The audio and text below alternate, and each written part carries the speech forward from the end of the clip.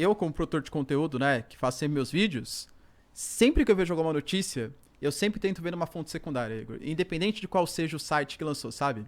Porque, por exemplo, eu lembro que quando eu tava fazendo um vídeo sobre a guerra Israel e Palestina, né? Deu a notícia que um hospital na faixa de Gaza, ele tinha sido bombardeado por foguetes de Israel. Puta, isso daí, isso Cê foi lembra desse muito caso? sinistro, mané. Você lembra desse caso, né? Cada um falou um troço, né? E aí eu fui lá, publiquei, falei, não, realmente, porque isso tinha saído, assim, aqui em G1, em mídias internacionais e tal. Aí depois que eu publiquei, né, depois beleza, acordei no dia seguinte ver os comentários, professor está propagando fake news, ele é muito contra o Estado de Israel, não sei o que lá. E eu fui ver, de fato, aparentemente a notícia era falsa, porque eles mostraram o alinhamento do míssil e tal, possivelmente veio de um ponto da própria faixa de Gaza, né? Então, os foguetes do Hamas ou falharam, não lembro exatamente o que aconteceu, e eu espalhei uma notícia falsa, mas baseado no que, assim, mídia grandona, tradicional, do Brasil e do mundo coloca. Especialmente, assim, coisas que acontecem muito longe de nós, né? Nesse caso, tá lá do outro lado e tu fica, putz, eu não sei o que tá rolando. Aqui já é difícil, pô. Quando tá lá do outro lado, então a informação, essa guerra, estar à frente em como a informação funciona até, tem se mostrado, inclusive, aí, potente, né? Dá pra dizer, por exemplo, se a gente for olhar algumas eleições aqui no Brasil, aqui, que as redes sociais são que movimentaram de verdade. Ah, com certeza, parada, né? Você pega o Bolsonaro, o Pablo Marçal. Exatamente. Os caras lidaram muito bem com rede social. E é mais ou menos o que você está falando que rolou na Romênia, não é? Exatamente, era um partido pequeno e ele tinha, assim, um engajamento... A diferença é que lá teve interferência da Rússia e tudo mais, não é isso que a gente está dizendo. não, sim. Tipo... E ele cresceu muito baseado, assim, ele fazia coisa meio extravagante, polêmica no TikTok, e ele começou a engajar ali.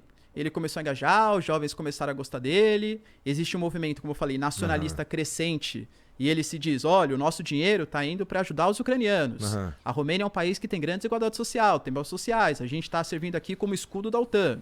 A Rússia, se ficar brava, vai querer atacar a gente. E isso começou a trazer um engajamento.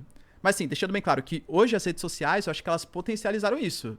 Mas sempre existiu. Sim. Tem o caso clássico, né? Que é o caso da Guerra do Golfo. Ali na década de 90, que o Iraque, do Saddam Hussein, inclusive ainda, ele tinha invadido o Kuwait e os Estados Unidos eram favoráveis a fazer uma intervenção dos Estados Unidos para tirar as tropas do Iraque.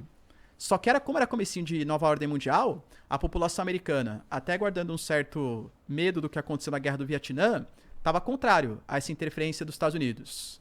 De repente, surge um vídeo de uma garota denunciando: não, porque aqui a galera do Iraque tá usando armas químicas, tá fazendo violência sexual em massa. E esse vídeo, publicado por uma garotinha, isso mexeu muito com a opinião pública americana. Eles passaram a ser favoráveis a uma intervenção do exército americano, que realmente aconteceu, combater as tropas do Iraque. No final das contas, descobriram que era um vídeo falso.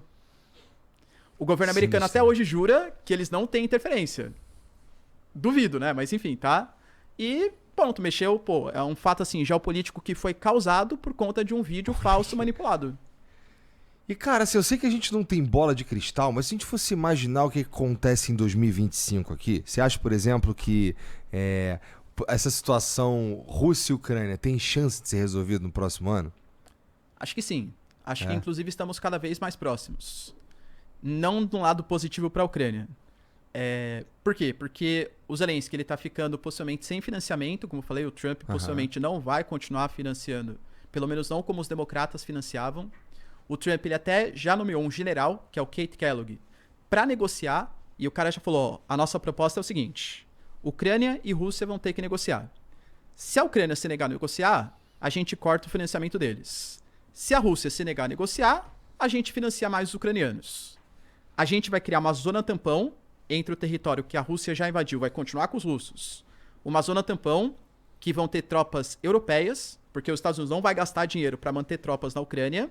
Então a Europa vai ter que se virar para evitar que a Rússia invada o território da Ucrânia e por aí vai. E a Ucrânia vai ter que prometer que não vai entrar pelos próximos 20 anos, pelo menos, para a OTAN. Concorda que é uma proposta muito mais desagradável para o Zelensky do que para o Putin. Com certeza. Eu vejo isso como uma vitória para a Rússia, né? Só que ou o Zelensky ele aceita isso, ou ele vai ter que começar a lutar sem apoio dos Estados Unidos. E sem os americanos apoiando, como eu falei, a tendência é que desmobilize ainda mais os europeus. pô, se os americanos, que são os principais financiadores, não fornecem, eu vou ficar gastando dinheiro para financiar a Ucrânia. E fora que a Ucrânia também tem vários problemas. Casos de corrupção, desvio de verba, entende? Então, a Ucrânia, ela recebeu muito financiamento e apresentou pouco resultado. Sem a ajuda dos Estados Unidos, o Zelensky vai ficar cada vez mais isolado. Então, o Zelensky, ele até já mudou o posicionamento. Na semana passada, ele falou sobre isso. A gente aceita negociar cedendo parte do nosso território para a Rússia. Só que o Zelensky, ele fala que é uma cessão provisória. A gente cede por enquanto para estabelecer um cessar-fogo.